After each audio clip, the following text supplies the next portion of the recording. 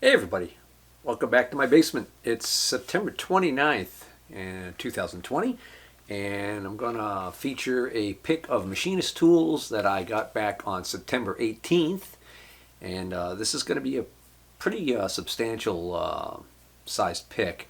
Quite a few tools. This is going to be all Machinist tools. And I'm a little excited about this one because I think that there's some items in this pick that might be some things that I actually don't have for myself. So might actually be a few keepers in here. Seems lately a lot of the stuff that I've been getting in has been redundant things that I've had. So I've been picking them mainly for resale through Steve's Basement, my Facebook page, and elsewhere.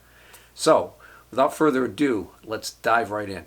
So this ended up being a pick that came off of Facebook Marketplace. The guy had this lot of Machinist tools, and he wanted to sell them all for one money. I forgot what he was initially asking for the whole lot, but what ended up happening was he explained to me that he got inundated by people messaging him. His private message thing was blowing up with messages from guys that were spotting individual items and wanted prices on shipping individual items to different places. And he just didn't want to deal with all that. So he did end up selling, there were 3 Starrett tap wrenches that were pretty sweet. I don't know what he ended up getting for those, but he sold those off, and I think he sold off maybe an indicator or 2.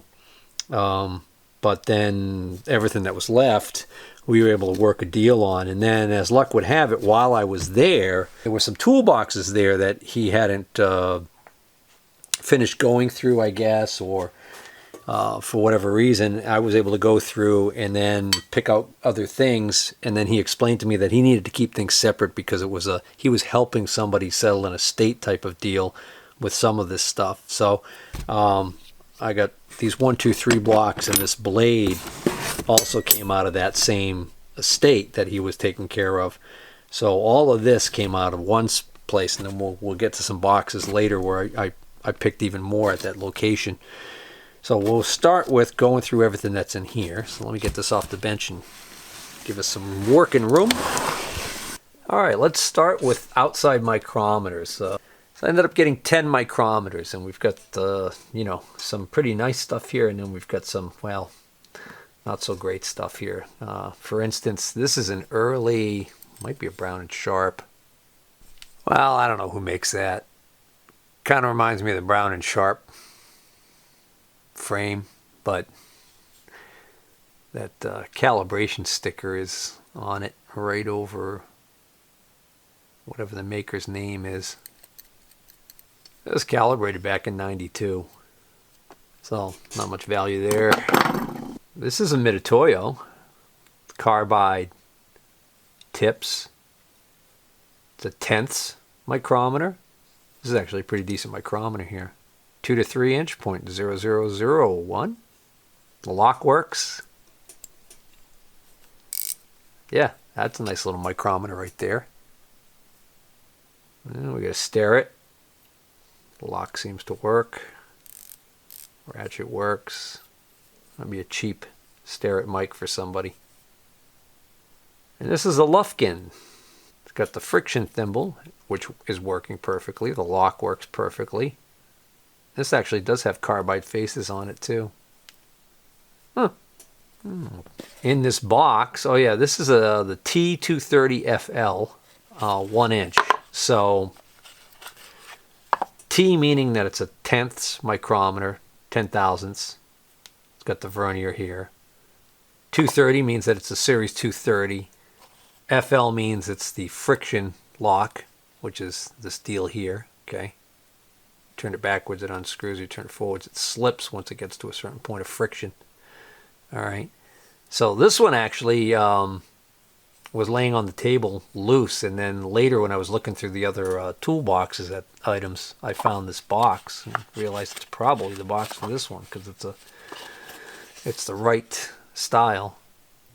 Although this doesn't mention anything about carbide, I thought that this is supposed to have the XL on it. I forgot what all the nomenclature means, but anyways, what we got here, this one. This is an older case, obviously. This is an early Mitutoyo case with a nice little, oh, also a tenths, 0.0001 Mitutoyo 0 to 1 inch. That's actually in pretty nice shape. Carbide faces, that's a nice micrometer right there. No slouch. I mean, yeah, I know I'm kind of going on and on when I just looked at a Sterit, the gold standard, right? All right, and then what's in these boxes right here? These four are all 436 series. So they all are, I thought they were all the same exactly, but they're not. This big one here is a friction lock. The 2-inch, the 3-inch, and the 4-inch are all ratchet lock, ratchet stop locking 436s. So that's going to mean, yeah, they have a lock. They're friction, they're thimble, ratchet thimble. They are not 10 thousandths, they're regular thousandths. And they're not carbide, but they're clean as a whistle except for being engraved. Very nice condition. So the 2, 3, and 4 are all going to be the same deal, okay? Whereas the 5, okay, the 5 is the friction style thimble. But otherwise, everything else the same. And again, the enamel's in perfect shape, very nice and clean. If they were carbide faced and had all ratchet, I would, or if they were all the same series, I might consider keeping them all for myself as a set. But I'll probably sell these. Well, it can't all be awesome stuff. Here's a cheapo made in China indicator. Probably a no-name edge finder. And then we get this nice V-block, and this is a Starrett 568 V-block. It's actually in really nice shape, and it does appear to have a clamp with it. Seems to fit correctly. It doesn't, I don't know. I don't know if that's an original Steric clamp or not. I mean, how hard were they clamping something down with this thing? Look at how that's splayed out, or whatever you call it. So I wonder.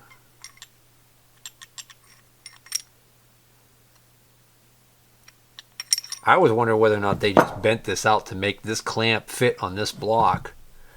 But it seems like there's quite a bit of play in there, so it's like, no, maybe that actually did get bent just from forcing it. Not going to worry about it. Big old magnifier. Looks like it's got a built-in, I don't know, I would have thought that button was for a light. No, maybe not. Doesn't seem to. Well, if it's a lit magnifier, I don't know how to open it up. I would think if it lights that this would pop open, but these buttons don't feel like they move. I think that's just a, I don't know what to make of it, but it's just a big old magnifying glass. Handy to have on the bench. And then we got this slice of Chinese heaven right here, this big old box. Shars. What's in here is not one, but two El Cheapo Chinese calipers. So it's a set. So it's a 12-inch and a 6-inch by the looks of it. So I checked these to make sure that they work okay. They return to 0 every time, and I got to tell you, they're actually pretty darn smooth. So they actually feel really good for being Chinese. So I don't think they've seen much use, especially this 12-inch one. I guess, you know, cheap Chinese is like, there's different grades of just how cheap the Chinese stuff is. And I think that if it's badged Shars, it might be just a little bit better as far as quality control and things. So I don't know what this set goes for new, but probably make somebody a good deal on it. All right, on to the next little grouping here. Here's a nice little indicator clamp. This might even be shop made. By the looks of it, I'm pretty sure it is. Just got a regular cap screw in there for the clamp. But the post does not look shop made. That looks like that was borrowed from an indicator set. It's got the little clamp here to go on a dovetail on a small indicator, or you can also use the indicator with the post style mount. I don't see any markings on it though. That'll be a nice, maybe, I don't know, maybe I'll keep that one for myself. I gotta check how many of these I have. This is just a random, this is a surface gauge clamp. This is for clamping a scriber onto the surface gauge. I actually think this was with the other one of the other boxes, but anyways, this is just a indicator, another indicator rod. Okay, this has got the dovetail on the end here, so you can again attach an indicator to it, and then it gives you a certain amount of flexibility here. Some of these are pretty pricey. I've even seen some of these badged Interrapid, or I should just grab my new handy dandy magnifier. Yeah, case in point, this is marked Swiss made, so this may very well be in a Tessa or an Alina or something like that. So that'll probably fit an Interrapid, no problem. Oh, another one of these cheap Chinese indicators. Nicholson files, round handle needle files. Nothing wrong with that. Looks like we're missing one maybe. Got some use on them. Handy little set. I could tell just by looking at this case, this is going to be a Helios dial caliper. Sure enough, there it is. Another Helios dial caliper. Every time I get one of these, I talk about the fact that the first dial caliper I ever bought was a Helios. Sold it a while back too. These are made in Germany, and they're actually really decent quality. This one needs a little bit of love, a little bit of cleaning up. That's going to be a cheap 6-inch dial caliper for somebody. The Starrett Wiggler set, the what is this? The 870, the S828H. Looks like a pretty complete set. So I got that one, and then another one. This one looks really clean. Not only does it have a nicer, cleaner pouch, but also there was a box. So I figured that should stay with that. This is the Starrett S579H set of 6 telescopic gauge sets. 1, 2, 3, 4, 5, 6. Looks like they're all in there. And for those of you who aren't aware, the S579, there were 2 series of these, and the S579 is a little bit pricier because of the fact that it has both sides go in. So in other words, they made a series of these where one rod on one side does not move, and just one of them. This is actually, for lack of a better term, almost like self-centering in the whole type of design. So, boy, these are so smooth. There's like virtually no crunchiness whatsoever on these. These are actually pretty nice. I have to see what, no, I might have to keep that one. We'll see what I got over there. I can't even remember. Here's another set. Also 579s. Okay, so this is identical. So we got 6. Now why is that in there? A little reamer. So 2 sets of those. So at least one of these will be going up for sale. Now this is interesting. This is an adjustable parallel set in a very generic looking case, but it says clearly right on it, made in Switzerland. So that makes me think maybe these are Brown and Sharp, made by Tessa.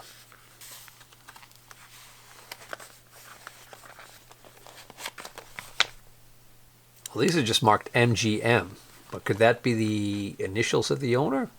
Could he have done such a great job of marking these? I don't know. Oh, that's a shame. That one's broken. I did not see that. Still usable. I mean, that begs the question, how the heck did that happen? Huh. Just checking to make sure these are all MGM. Even that tiny one there is marked MGM, so, MGM. Wonder who that could be. I just found somebody selling this exact same pair on eBay. They're asking $75, their best offer, by the way. But and in their pictures, there's no marking whatsoever. So I am now convinced that this is some laser engraving or something that was done by somebody to mark it with their initials, MGM. You know, if you search Swiss parallels, everything that comes up tends to be Tessa, but that doesn't necessarily mean anything. Sure, there are other Swiss companies that did this kind of work. All right, well, we may never know. All right, more goodies. Here's a Mitutoyo case, 505-653-50s. So these are going to be 6-inch dial calipers by the looks of it. And that's what they are.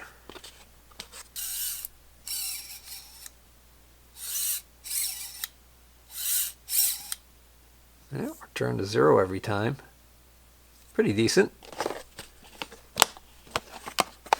This looks like a 196. Oh, okay. Good little surprise in there. We have a very clean looking Starrett 196 indicator that at first I thought was it was stuck, but it's got a little plastic sleeve on it here. I wonder if they put that on in shipping. I wonder if this is brand new. Would explain why this looks so clean. That works perfectly fine. But I don't think this is a box for a 196. It actually isn't marked. And there's another indicator in there that fits right in its plastic sleeve, so I don't know, that seems like that might be the correct box for this indicator. So what is this indicator? Oh, it's really stuck in that. That's engraved on the back, so somebody's had it out and been using it. Like a model 81-141 maybe? I don't know, I can't quite make it out, it's really tiny. Seems to work perfectly fine. Calibrated in 96. This is a Sterit 25R. This is a contact point set that Sterit sold for big money. Got how much this retails for, but it was crazy expensive. And this one is actually looking really complete. This, I have one of these, and this looks like it might even be more complete than mine. I don't know. This is a nice set, but for some reason it seems very overpriced to me. I don't know. I remember looking that up in the past and being kind of shocked. The old Starrett radius gauge set. Sold quite a few radius gauge set. Oh, that's a shame. Yeah, the plastic gets brittle on these and cracks. It is by the looks of it, it's a fairly complete set. They look like they're in excellent condition, but there's no post right here, holder. This is a Starrett 120Z dial caliper. Oh, okay, so this is going to be a 6-inch Starrett dial caliper. Oh, those look nice. Oh, wow. Oh yeah, those are like brand new. These things are clean as a whistle.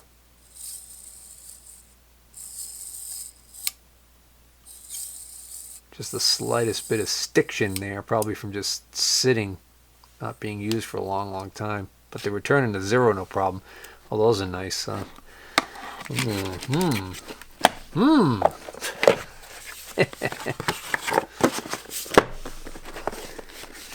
And a Starrett 445BZ-6RL, so that's going to be a inside micrometer set, I believe.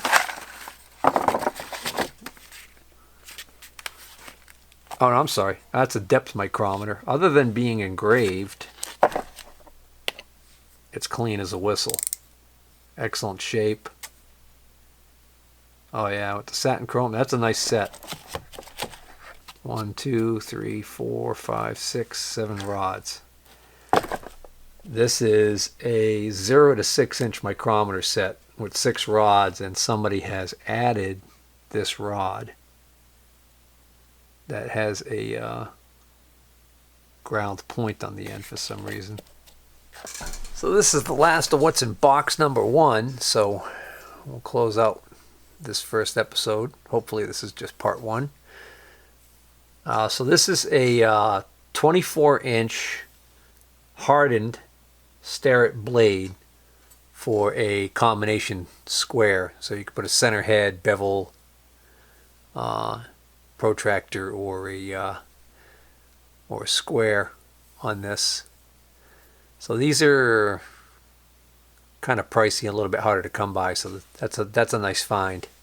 I think this only increased the whole buy by like about $10, which is well worth it to me. I think I already have one of these though, so I'll probably sell that to somebody, maybe local, because it's a kind of a pain to ship those. And then this is a Schar's pin set. This is pin gauge is set from 11 thousandths to 60 or 80 thousandths, I think, and I believe it's complete. Yeah, it's a complete set. Not bad.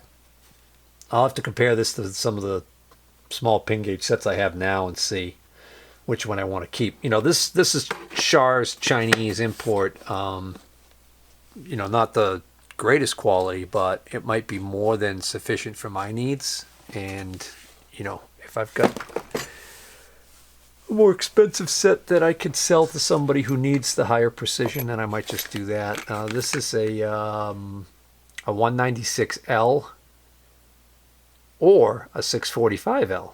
Well, it looks like even Sterit couldn't decide what the hell they wanted. Oh no, it's nothing. This is a couple of ball bearings. All right, that's a box for a sleeve, clamping sleeve, I think, for number 57 or 257 C or D.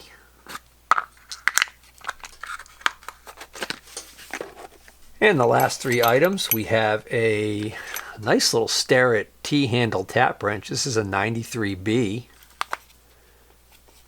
Just make sure that that's what's in here. That looks really clean. Yeah, that's what that is. The handle in the box. I'm going to sell this one even though I don't have one of these, because I have the general version, the general tool version of this, and this is a lot more expensive, so I'm going to, you know, resell that one.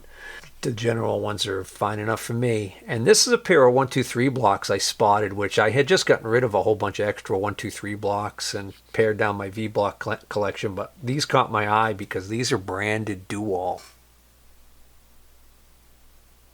So these are actually pretty nice quality. I might keep these. I haven't decided yet. And the last item is this really old Starrett box, which I wish I knew what was in here originally. I have a feeling it might have been some sort of a gauge or something for I forget what the name of it is, but there's a Starrett tool for checking the clearance on teeth on cutters. Anyways, but what's in here is actually just a whole bunch of standards. But that being said, I think they're all Starrett standards. Yeah, so that one's a Starrett, and these all look identical, so I'm pretty safe to say that those are all Starretts. That little sucker there is a Mitutoyo. That would go good with that Mitutoyo micrometers. Was that a 1-inch micrometer? I don't remember. And these are also Starrett. That's a Starrett 6-inch. Yeah, these are all genuine Starrett standards, micrometer standards. So that's actually a nice little buy right there too. Oh, one last thing before I close this out. A pleasant surprise regarding this pair of Mitutoyo calipers that I did not realize until I looked them up online. I was looking at previous sales on eBay, and there weren't any current of this particular model number on eBay, but I found one previous sale on eBay, and it sold for over $130 for a used pair. And I was trying to figure out why, and then I read the listing and realized that they were saying that these had carbide jaws, and then on closer reinspection, sure enough, that's exactly what these are. You can actually see the color change there where the carbide jaws are attached. You can see it even better here on the back. Pretty cool. If I were going to keep these, they would be the first pair of dial calipers I ever owned with carbide jaws. But I think I'm going to send them down the road. Alright guys, I think that's going to close out part 1 of what is probably going to be about a 3 or 4 part pick. I hope you guys enjoy these videos, and if you do, please hit the like button, and also please consider subscribing if you're not already a subscriber. Take care.